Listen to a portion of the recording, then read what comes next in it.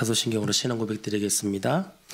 나는 전능하신 아버지 하나님 천지의 창조주를 믿습니다. 나는 그의 유일하신 아들 우리 주 예수 그리스도를 믿습니다. 그는 성령으로 잉태되어 동정녀 마리아에게서 나시고 본디오 빌라도에게 고난을 받아 십자가에 못 박혀 죽으시고 장사된 지 사흘 만에 죽은 자 가운데서 다시 살아나셨으며 하늘에 오르시어 전능하신 아버지 하나님 우편에 앉아 계시다가 거기로부터 살아있는 자와 죽은 자를 심판하러 오십니다. 나는 성령을 믿으며 거룩한 공교회와 성도의 교제와 죄를 용서받는 것과 몸의 부활과 영생을 믿습니다. 아멘. 찬송가 433장입니다. 433장.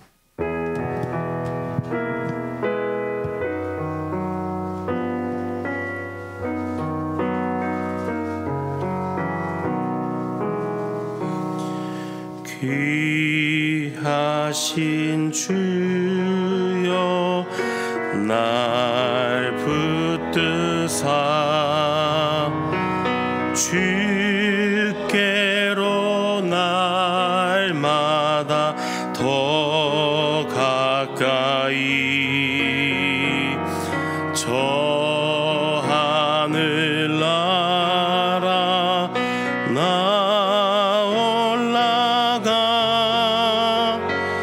그 주의 품 안에 늘 안기어 영생의 복 받기 원합니다.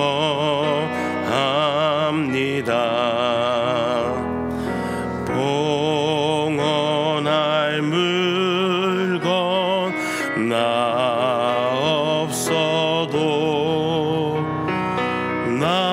날마다 주께로 더 가까이 내 죄를 주께 다 고하니 주님의 보혈로 날 씻으사 눈보다 더 희게 하옵소서.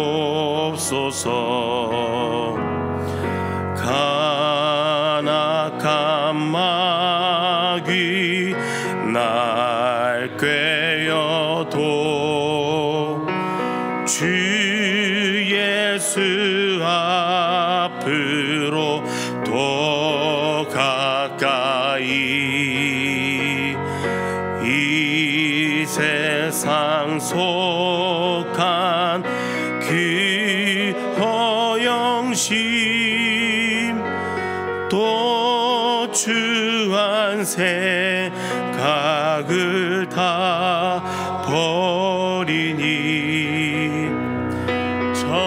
정결한 마 내게 늘 주소서. 이 세상 내가 살 동안에 주께로 날마다 더 가까이 저 배는 천국 나 들어가 한없는 복락을 다 얻도록 성한 은혜를 주옵소서.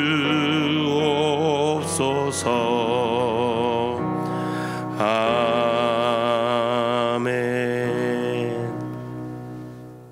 하나님의 말씀 잠언입니다. 잠언 22장 1절에서 16절입니다.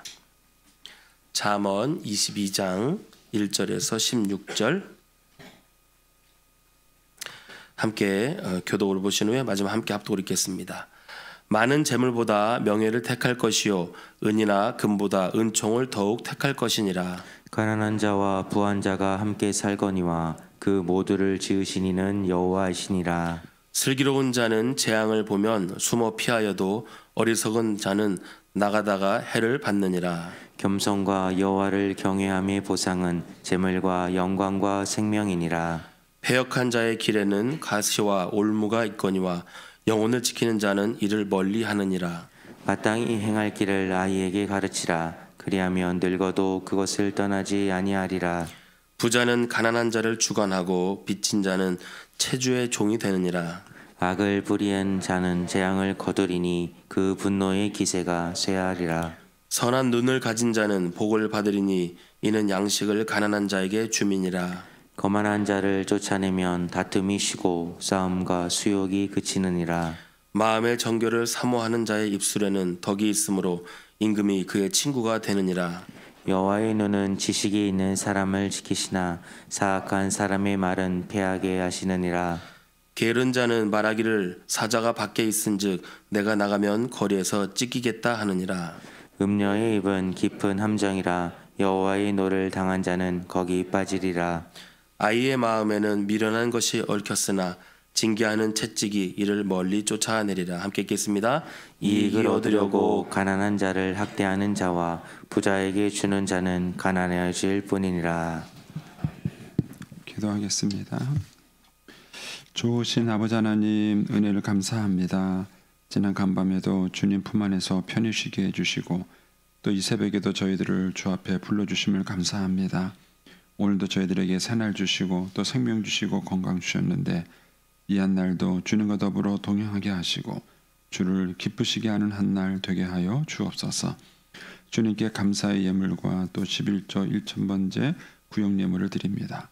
하나님 아버지, 믿음으로 또 순종으로 감사함으로 드린 예물을 주님께서 기뻐 받으시고 약속하신 하늘의 복과 땅의 복으로 충만하게 채워 주옵소서. 주의 은혜로 종의 가정들을 형통케 해주시며 그 자녀들을 축복하여 주옵소서. 예수님의 이름으로 축복하며 기도하옵나이다. 아멘. 새벽에도 주의 은혜와 축복이 함께 하시기를 축원합니다. 오늘 날씨가 많이 추우셨나요? 저는 요 가까운 데서 나와서 추운지 잘 모르겠는데 하여튼 주일날까지 계속 추워진다 그러니까 여러분도 옷 잘 챙겨 입으시고 또 요즘 또 감기도 또 유행을 하시니까 조심하시면 좋겠습니다. 로마서에 보면은 너희가 이 세대를 본받지 말고 하나님의 선하시고 기뻐하시고 온전한 뜻이 무엇인가 분별하도록 하라 이런 말씀이 있습니다. 그러니까 우리가 이제 인생을 살아가는 동안에 우리에게는 모델이 필요해요. 그러니까는 사람은 태어나면서 자기가 계획하면서 태어난 게 아니죠. 그리고 또 모든 것을 알고 태어나는 게 아닙니다. 그러니까 아무것도 모르는 상태에서 태어나서 사는 거죠. 살기는 해야 되는데 아무것도 모르고 어떻게 살아야 되는가 하는가는 기본적인 게 남들이에요. 다른 사람은 어떻게 하는가? 주변 사람들은 어떻게 하는가? 이게 이제 인간들이 가지고 있는 기본적인 자세죠. 그런데 그 남들이라는 게 진리가 아닙니다. 그러니까 나도 모르지만 그 사람도 몰라요. 모르긴 똑같습니다. 그러니까는 자기 길도 모르는 사람을 우리가 모델로 삼고 그걸 따라갈 수는 없어요. 근데도 불구하고 이제 우리는 남들과 같지 않으면 불안합니다. 그러니까는 그냥 남들처럼 비슷하게 살아가면은 뭔가 괜찮다는 생각을 갖게 되는 거예요. 그러니까는 사람들이 이 세대를 본받게 되는 것입니다. 근데 그것은 진리가 아니죠. 그래서 주님께서는 우리가 이 세대를 본받는 것이 아니라 이제 하나님의 뜻이 무엇인가를 분별하며 살아가는 훈련을 해야 된다는 얘기를 하고 있습니다. 왜냐하면 하나님의 말씀이 길이고 진리고 그것이 생명이기 때문에 그런 것입니다. 이제 이런 면에서 이제 이 잠언의 말씀도 이제 한번 묵상을 해주시면 좋겠습니다. 자, 이제 1절에 보시면 많은 재물보다 명예를 택할 것이요 은이나 금보다 은총을 더욱 택할 것이다. 여기서는 돈보다도 귀한 게 있다는 거예요. 돈보다 귀한 게 있나요? 보통은 이제 그걸 알죠. 그 뭐죠? 갑자기 생각나요. 돈을 잃으면 조금 잃은 것이고, 뭐 명예를 잃으면 좀 더 많은 것을 잃은 것이고, 뭐 건강을 잃어버리면 전부를 잃어버린 것이다. 이런 얘기가 나오죠. 그런데 젊은 사람들은 그걸 잘 못 느껴요. 왜냐면은 너무 건강하거든요. 저도 이제 선배 목사님들이 목회를 하면서 돈, 여자, 명예 이 세 가지를 조심하라고 선배 목사님들이 가르쳐요. 그런데 목회를 해보니까 돈하고 여자는 조심해야 되겠더라고요. 그런데 명예는 잘 모르겠더라고요. 명예를 조심해야 되나? 그랬더라고요. 그런데 나이가 드니까 명예가 중요해지더라고요. 나이가 드니까. 젊었을 때는요, 그냥 무슨 모임에 가서 자기 이름이 저 뒤에가 있어도, 또 자기 자리가 저 뒤에 있어도 신경 안 쓰여요. 그런데 나이가 들었는데 내 이름이 저 뒤에가 있고 내 자리가 저 뒤에가 있으면은 뭔가 섭섭해요. 그래서 이래서 옛날 어른들이 명예를 조심하라 그랬구나. 이제 그런 생각이 이제 뒤늦게 드는 것이죠. 그러니까 젊은 사람들은 이것을 다 깨닫지 못합니다. 나이가 들어서 이제 그걸 느끼고 깨닫게 되는데 그때가 되면은 늦는 경우가 많습니다. 근데 오늘날 우리 시대에는 물질 만능 시대예요. 돈이면 뭐든지 다 되는 시대입니다. 그런데 오늘 성경에 보면은 돈보다 귀한 게 있어요. 돈보다 귀한 게 뭡니까? 명예입니다. 명예. 그리고 또 돈보다 귀한 게 뭡니까? 은총이죠. 하나님께 받은 은혜입니다. 이것이 더 중요한 것입니다. 그렇다면 우리가 돈을 벌기 위해서 희생을 할 것인가, 아니면 은총을 받기 위해서 희생을 할 것인가, 이런 생각을 해봐야 되는 것이에요. 그런데 돈보다 더 귀한 게 있다는 생각을 못하는 것입니다. 그래서 우리의 삶이 많이 삐뚤어지는 것이죠. 2절에 보시면 가난한 자와 부한 자가 함께 살거니와 그 모두를 지으신 이는 여호와시다. 세상을 살다 보면은 가난한 사람도 있고 부한 사람도 있고 공부를 적게 한 사람도 있고 공부를 많이 한 사람도 있고 다양한 사람들이 살아가죠. 그러나 그 모든 사람들을 지으신 하나님은 한 분이세요. 그리고 그 모든 사람들은 다 하나님의 형상대로 지음받은 사람이고, 또 하나님께서는 그 모든 사람을 위해서 그 아들 예수 그리스도를 희생하셔서 구원받게 하신 것이죠. 그런데 우리 시대에는 이거를 외형적으로 낮춥니다. 저는 이제 그 출발이 학교예요. 공부를 잘하는 건 중요합니다. 그러나 공부를 매기는 1, 2, 3등이 정말 가치 있는 인간일까요? 저는 그래서 공부 1등하는 애가 해준 게 뭐 있냐 물어보고 싶어요. 저는 이제 프랭카드 뭐 누가 삼성 장군 됐다, 뭐 누가 뭐 됐다고 막 붙이잖아요. 근데 그 사람이 동네를 위해서 뭐 해줬어요? 그 마을을 위해서 뭘 했습니까? 그런데 이게 아주 조선시대 때부터 온 그런 명예의식이에요. 조선시대 때부터 명예의식이 그런 일상이고 지금까지도 그런 식으로 사람을 살아가요. 그러니까는 어렸을 때부터 아이들이 성적으로 1, 2, 3등을 매기는 습관을 갖다 보니까 사람을 평등하게 보지 않습니다. 동일하게 보지 않습니다. 그러니까는 그 외형과 외모를 가지고 사람을 차별해요. 이런 것들이 심해지니까 노인네들을 차별하는 거예요. 이런 바탕들이 그 밑에 쭉 해서 깔려서 가는 것입니다. 그런데 사람들은 하나님의 형상대로 지음받았다는 것이 중요해요. 저는 신앙교육만큼 민주교육이 없다고 생각해요. 또 신앙교육만큼 사람의 인품을 중요시 여기는 게 없습니다. 그러니까는 정말 하나님을 경외하는 마음이 있는 사람이라면 사람을 차별하지 않습니다. 저는 이제 개인적으로 제가 믿음을 가졌기 때문에 저희 어머님과의 갈등을 극복할 수 있었어요. 어머님을 모시려고 하는 과정에서 많은 갈등이 있었지만은 다른 그 어떤 것도 도움이 되지 않았어요. 그런데 하나님께 대한 믿음과 신뢰가 그런 갈등들을 다 극복할 수 있고 실제 그것을 해결해 갈 수 있는 지혜도 얻을 수 있었고 또 힘도 얻을 수 있었습니다. 그러면은 뭐가 정말 우리의 자녀를 위한 교육인가? 우리 자녀들에게 신앙을 가르칠 것인가? 영어 수학을 가르칠 것인가? 그런 거예요. 그래서 예전에 그런 말이 있잖아요. 제가 이제 밀양에 있을 때 이제 아들 4형제를 키우신 분이 있으세요. 그런데 아들 4명이 다 잘 됐어요. 교수가 되고 목사가 되고 다 잘 됐어요. 그런데 문제는 이 권사님이 매일 처음에는 이제 그 자랑을 하고 다니셨대요. 아들 4명이 잘 됐으니까, 어렵게도 잘 키웠으니까. 그랬는데 저를 만나면요 늘 불평하세요. 왜냐하면 아들 4명이 너무 잘 돼가지고 엄마 곁에 있는 애가 아무도 없어요. 그래서 옛말에 그런 말 있잖아요.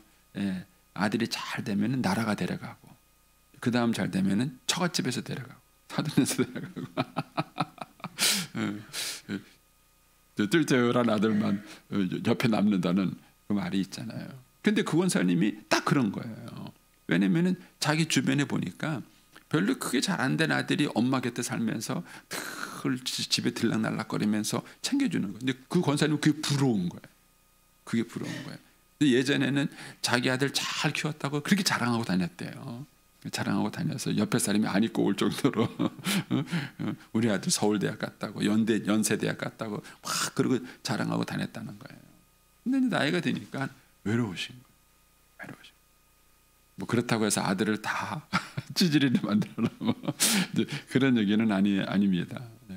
근데 이제 우리 사회가 성경의 교훈을 이제 잘 깨닫지 못하는 것이죠. 그래서 가난한 자와 부한 자가 있고 다양한 계층의 사람들이 있어요. 그러나 그 모든 사람을 지으신 분은 하나님이시다라는 이 관점을 우리가 잊으면 안 되는 거죠. 이제 4절로 가보겠습니다. 네, 3절은 건너뛰고 겸손과 여호와를 경외함의 보상은 재물과 영광과 생명이니라. 그러니까 3절과 4절도 내내 같은 맥락의 말씀이에요. 겸손한 태도를 배우고 여호와를 경외하는 태도를 배우게 되면은 결국 그것이 재물도 얻게 되고 영광도 얻게 되고 그다음 뭐예요?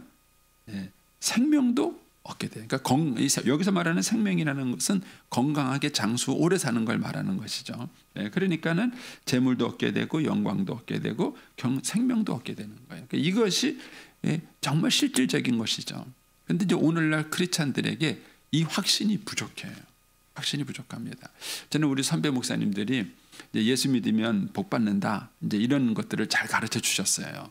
그래서 이제 예수 믿고 나면 복 받는다, 이제 그런 믿음을 잘 가르쳐 주셨는데 예수 믿고 나면 복 받는다는 것만 가르쳐 주셨지 그 재물이 갖고 있는 위험성, 그 재물을 어떻게 다뤄야 되는 것인가 이런 종류의 설교는 거의 안 하셨어요. 제가 자라면서 그런 것들을 별로 듣고 자라지 못했어요. 그런데 성경에서는 그보다 귀한 것들을 우리에게 많이 가르쳐 줍니다. 그래서 겸손과 여호와를 경외함에 대한 보상은 재물과 영광과 생명이다 그랬습니다. 그러면 이것과 연관시켜서 이제 6절로 한번 가보겠습니다. 6절로 가보시면은 마땅히 행할 것을 아이에게 가르치라. 그리하면 늙어도 그것을 떠나지 아니하리라 그랬습니다. 여기서 이제 몇 가지 중요한 태도가 있습니다. 가르치는 시기예요. 가르치는 시기입니다. 아이 때 가르칠게요? 늙어서 가르칠까요? 그러니까 이제 어린이 전도협회에서 하는 얘기가 있습니다. 사람이 이제 70까지 산다고 가정을 하고 70까지 산다고 가정을 하고 어떤 사람이 10대에 구원받았어요. 10살에 구원받았어요. 그러면은 나머지 60년을 하나님 나라를 위해서 살아가는 거예요. 근데 어떤 사람이 60살에 구원받았어요. 그럼 뭐예요? 하나님 나라를 위해서는 10년을 살아가는 거예요. 모든 영혼들이 다 예수 믿고 구원받는 건 똑같지만 이제 그 어린이 전도협회 사람들은 어린 영혼들을 구원하는 게 더 중요하다는 것이죠. 왜냐하면 남은 인생을 다 이제 구원의 길로 이제 중요한다는 것입니다. 그런데 그것만은 아닌 것 같아요. 여러분은 말씀을 가르칠 때 아이에게 가르치는 것과 늙어서 가르치는 것은 다릅니다. 아이는 보통 우리가 이제 백지에다 뭘 쓴다고 하잖아요. 그만큼 갖고 있는 게 별로 없는 시기예요. 막 성장하는 그런 시기 아닙니까? 그러나 나이가 든 분들은요, 가지고 있는 게 너무 많아요. 가지고 있는 게 너무 많으니까 거기에 뭘 해집고 들어가서 뭘 가르친다는 게 정말 힘들어요. 그래서 어느 장로님이 저한테 그러시더라고요. 목사님, 사람이 달라집니까? 그러시더라고요. 사람이 달라집니까? 그러시는 거예요. 그러니까 사람을 바꾸기가 참 힘든 거예요.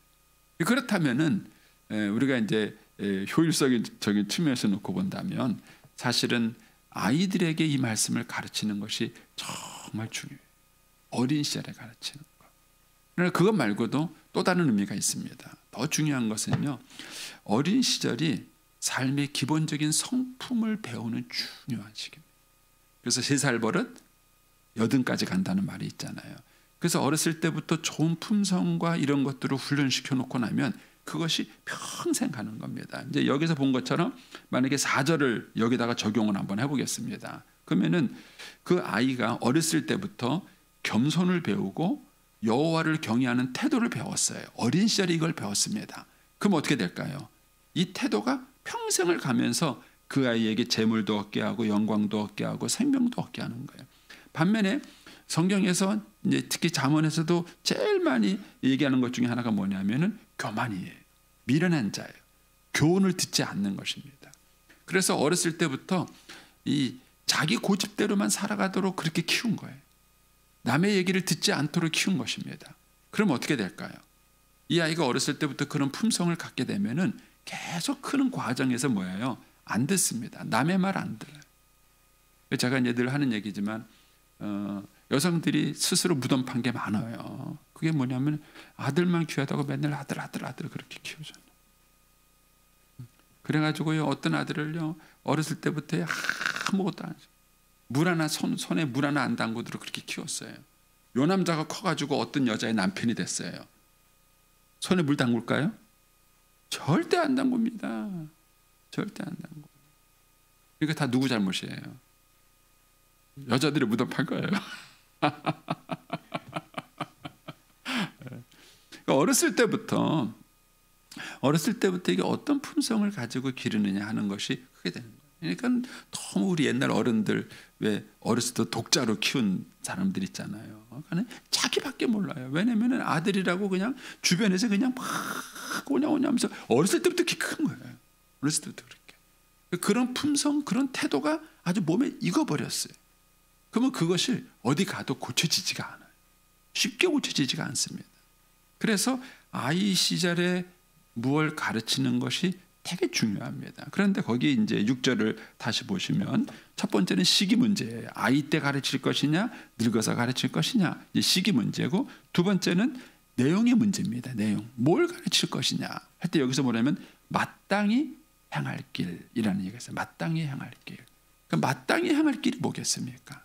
마땅히 향할 길. 그 아이가 인생을 살아가면서 기본적으로 가져야 될 마땅히 향할 길이 뭐겠어요? 마땅히 향할 길. 그러니까 이 마땅히 향할 길이라는 것은 그 사람이 하실 정말 진리의 말씀이고 인간의 생존으로서 기본적인 성품에 대한 얘기인 것이죠. 저는 이걸 뭐 그냥 이제 시간이 없으니까 그냥 쉽게 설명하면 저는 어렸을 때부터 아이들에게 권위 아래 들어가는 태도를 기르는 게 중요하다고 생각합니다. 저는 이제 이거를 잘 모르고 그냥 배워서 아는 거예요. 책을 보고 배워서 아는 거예요. 그래서 이제 저희 아이들을 키울 때 이 문제를 굉장히 중요시 여겼습니다.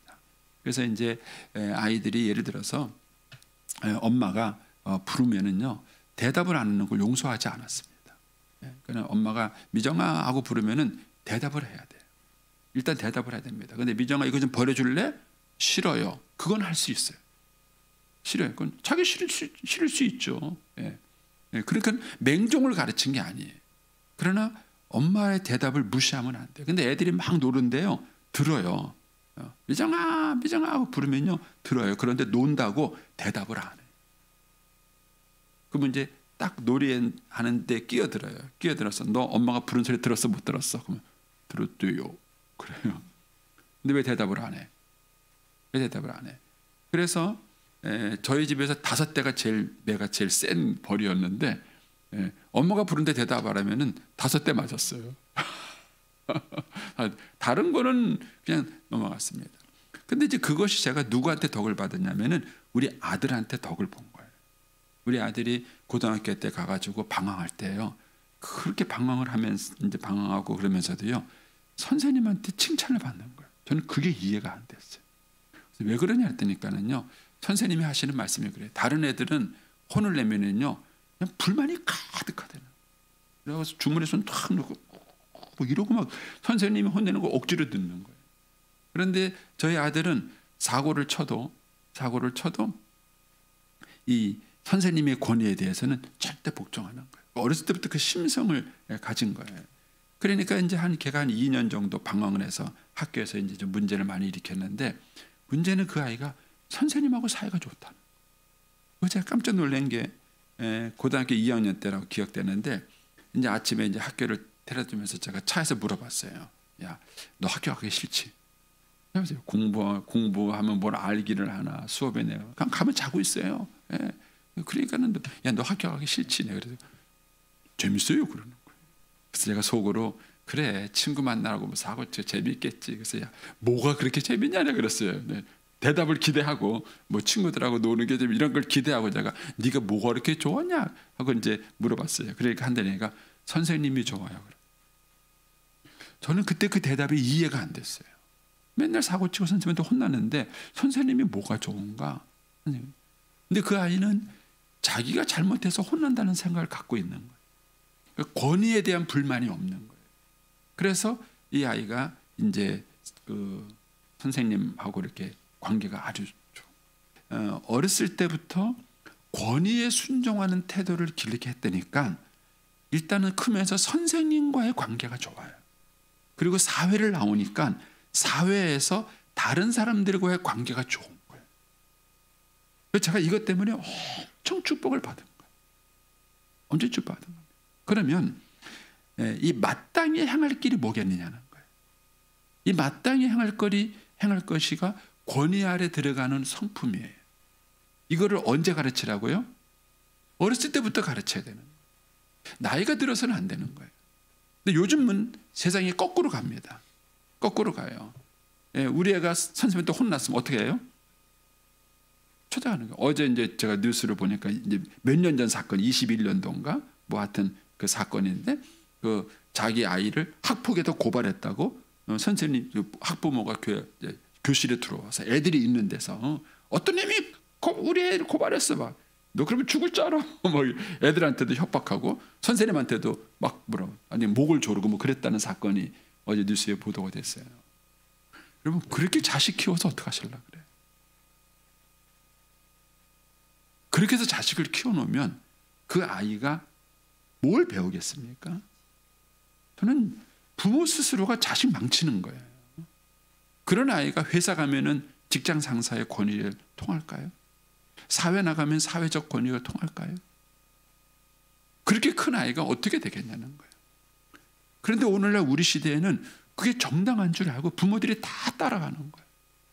다 따라가는 거예요. 어린이집 보내고 무슨 조금만 있으면 감시하고.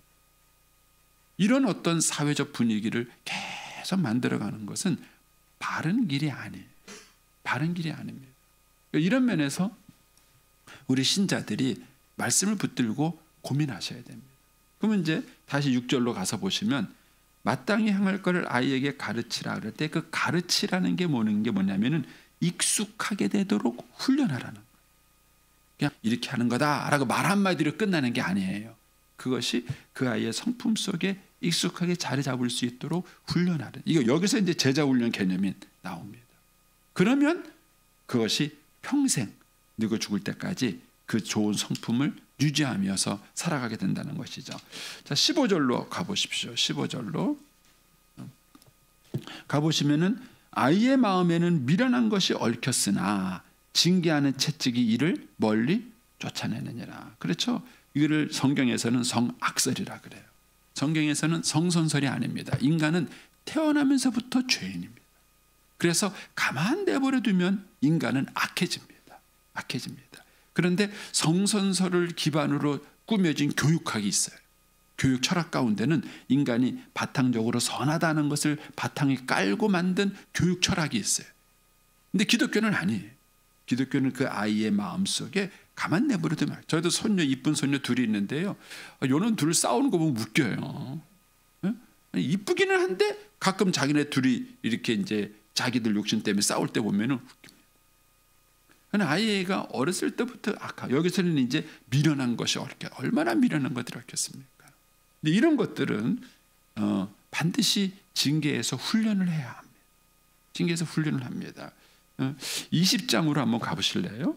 우리가 지난번에 봤던 20장 30절 이것과 한번 연관시켜 보세요. 20장 30절 상하게 때리는 것이 악을 없이 하나니 매는 사람 속에 깊이 들어가느니라. 이런 것들을 연관시켜서 한번 묵상을 해보십시오. 그래서 아이를 저는 징계하는 게 옳다고 저는 생각합니다. 근데 이제 요즘은 이제 징계를 할 때 폭력이 되기 때문에 그래요. 근데 그것도 물론 잘못된 거라고 생각해요. 아이는 폭력의 대상이 아닙니다. 그래서 부모들이 아이를 징계할 때 생각을 많이 해요. 첫째, 도구가 안전한 거를 봐야 돼요. 이 때리는 도구가 뭐 파리채를 때리고 막 그냥 아니 손에 잡힌 대로 막 때리는 거는 폭력입니다. 그건 폭력이에요. 그래서 아이를 때릴 때 때리는 도구를 정해 놓으셔야 되고, 그 다음에 그것이 아이에게 어떤 큰 신체적 상처를 입히지 않는지를 고려하는 것을 미리 선정을 해 놓으셔야 됩니다. 그리고 그걸로 아이를 징계해야 돼요. 저는 이제 회초리로 아이를 징계했습니다. 그리고 이제 그 아이를 때릴 때 정말 종아리에 그 줄이 쫙 까도록 때렸어요. 근데 이게 쉽지 않습니다. 애가. 그리고 이제 부모가 아이를 징계할 때는요, 부모의 태도가 편안해야 돼요. 내가 막 흥분되어 있을 때, 밖에 나가서 막 열받고 들어왔을 때, 그때 아이를 징계하게 되면은요, 감정적으로 아이를 징계하게 돼요. 그래서 아이를 때릴 때는 정말 말 그대로 사랑의 마음이 풍성하셔야 돼요. 이런 어떤 마음이 편안한 상태가 있어요. 이런 것들을 우리가 배워야 되는 거예요. 그래서 그것을 가지고 아이를 어렸을 때부터 징계하면은요, 그것이 멀리 쫓아냅니다. 저는 저희 아이들을 아주 초기에 몇 번 때리고는 평생을 때려본 적이 없습니다. 왜냐하면 이때 딱 부모에게 순종하는 태도를 딱 길러놓고 나니까 그 다음 계속 커가면서 말만 하면 돼요. 소리도 지르지 않았습니다. 아이들한테. 저는 이런 면에서 이 성경의 원리라는 것들이 얼마나 중요한 것들을 깨닫게 됩니다. 그래서 오늘 아침에 갑자기 그때 말이 길어졌는데 여러분 한번 좀 잘 묵상하셔서 저와 여러분이 이 시대를 따라가지 마세요. 이 시대는 우리를 책임지지 않습니다.